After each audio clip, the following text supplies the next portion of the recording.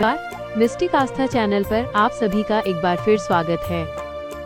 आज हम जानेंगे कि खाटू श्याम जी कौन थे, वे श्याम बाबा कैसे बने और उनके पीछे की प्राचीन कथा क्या है।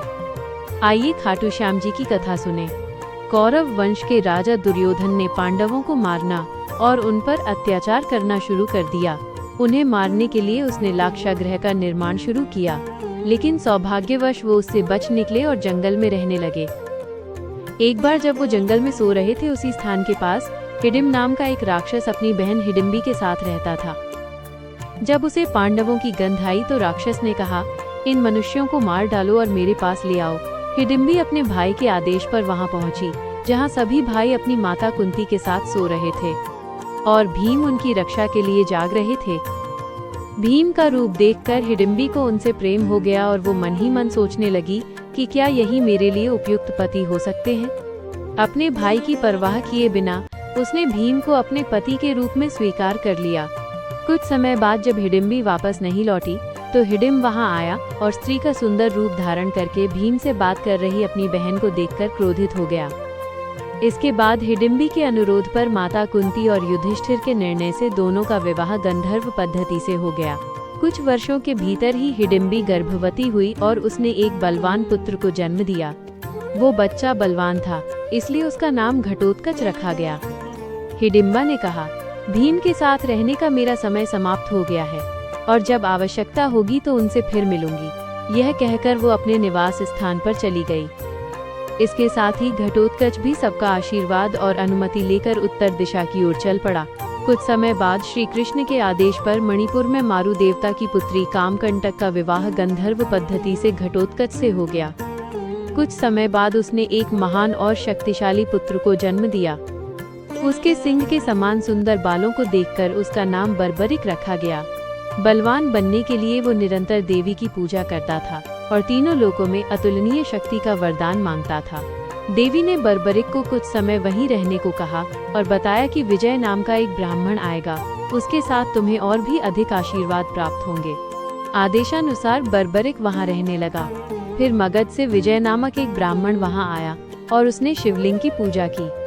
साथ ही ज्ञान में सफलता के लिए उसने देवी की भी पूजा की। जब ब्राह्मण की तपस्या सफल हुई तो उन्होंने बर्बरिक को युद्ध में विजय का वरदान दिया। इसके बाद देवताओं ने विजय को सिद्धसेन नाम दिया। तब से उनका नाम सिद्धसेन ही हो गया। कुछ समय बाद कुरुक्षेत्र के मैदान में कौरवों और पांडवों के बीच युद्ध की तैयारियां शुरू हो गईं। इस अवसर पर बर्बरिक भी चमकीले नीले घोड़े पर सवार होकर आ रहा था।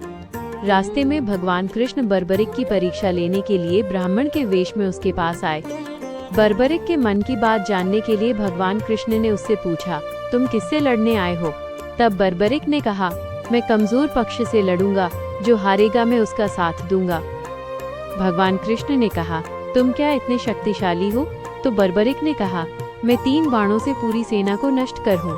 तो भगवान कृष्ण ने कहा, इसका कोई सबूत है? तब बर्बरिक ने कहा, आपके सामने जो पीपल का पेड़ है उसके सभी पत्तों को मैं बिंद दूंगा। भगवान कृष्ण ने एक पत्ते को अपने पैरों के नीचे छिपा लिया। फिर जैसे ही बर्बरिक ने बाण चलाया, पल भर में सभी पत्ते एक ही बाण से बंध गए। तब भगवान कृष्ण ने वास्तव में देखा कि वो सभी को यमलोक भेज देंगे। तब बर्बरिक ने कहा, हे ब्राह्मण, आप क्या चाहते हैं? तब भगवान कृष्ण ने कहा, इसका क्या प्रमाण है? मैं जो भी मांगूंगा मुझे मिल जाएगा। तब बर्बरिक ने कहा, जब बात वचन की हो तो आप मेरा जीवन भी मांग लें तो भी आपको मिल जाएगा। तो ब्राह्मण वेश में श्री कृष्ण ने कहा, मुझे तुम्हारा सिर भेंट में चाहिए। यह सुनकर बर्बरिक स्तब्ध रह गया और बोला, मैं आपका वचन 100% पूरा करूंगा, लेकिन सच बताओ आप कौन हो? तब भगवान कृष्ण ने अपने तेजस्वी रूप में कहा, मैंने सोचा है कि यदि तुम युद्ध में भाग लोगे तो दोनों परिवार पूरी तरह नष्ट हो जाएंगे। तब बर्बरिक ने कहा, आप मेरा सिर भेंट के रूप में ले सकते हैं, लेकिन मेरी एक इच्छा है कि मैं युद्ध को अंत तक देख सकूं। तब भगवान कृष्ण ने कहा, तुम्हारी इच्छा पूरी होगी। तब बर्बरिक ने अपना सिर धड़ से अलग कर उन्हें दान में दे दिया। अमृत की सहायता से बर्बरिक का सिर पर्वत की ऊंची चोटी पर पीपल के वृक्ष पर रखा गया। पांडवों ने युद्ध जीता और वे अपनी विजय पर गर्वित हुए। तब भगवान कृष्ण उन सभी को उस स्थान पर ले गए जहां बर्बरीक का सिर रखा गया था। बर्बरिक के सामने पांडव अपनी वीरता का बखान करने लगे। तब बर्बरिक के मुख ने कहा, तुम सब पर गर्व करना व्यर्थ है। विजय भगवान कृष्ण के दृढ़ संकल्प से ही प्राप्त हुई है। इस युद्ध में मैंने भगवान कृष्ण के सुदर्शन चक्र को चलते हुए देखा। इसके बाद बर्बरिक चुप हो गया।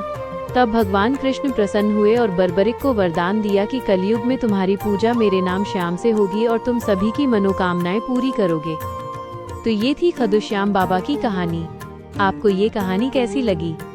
हमें कमेंट करके ज़रूर बताएं और हमारे चैनल मिस्टिक आस्था को सब्सक्राइब करना न भूलें। धन्यवाद।